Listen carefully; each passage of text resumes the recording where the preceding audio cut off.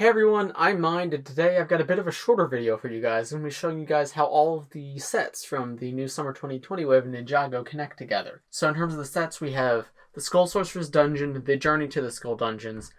Those are like the full sets that we have, and then we have the side builds from Wu's Battle Dragon, the Skull Sorcerer's Dragon, also the Skull Sorcerer's Dragon, the Firestone Mech, and Zane's Mino creature. In the instructions, it does show a way to connect these. You can connect them in any way you want. Like, a lot of the connector pieces are interchangeable. But let me connect them how it says to do it in the instructions. So to start, I need to unlatch this piece right here from the Skull Sorcerer's Dungeon. And then I connect it with this part of the Journey to the Skull Dungeons. And I reconnect this right here. And you make this just like a longer path around right here, right? And I think this makes the Skull Sorcerer's Dungeon just as a set feel more complete with this right here. You can like angle this in different ways because both of these paths are movable.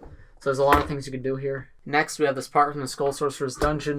And if I connect this right here, that's where it's supposed to go. As you can see, I said this in my review, but I thought this went here just because it's got these like rib cage pieces right here. And those continue up towards the main area of the Skull Sorcerer's Dungeon. So I assume they connected, and that's where it says in the instructions to connect them.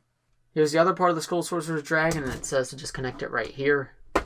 And then finally we have the part from Zane's Mino creature, and it actually doesn't tell you to connect it anywhere. Like, it still lists it in the instructions, but it says to just like put it right there. It doesn't say like how to connect it or anything, and it doesn't have any connectors on it. So I'm not sure how that would incorporate into the game. Would you just go to this tile and then be able to move to there?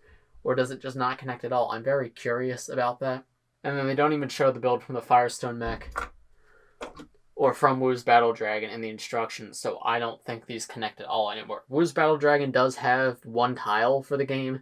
The one from the Firestone Mech doesn't have any sorts of tile anywhere. It's just a similar theming, but there's no way to connect these two, so those aren't even listed in the instructions. So now let me just take you around the full completed build.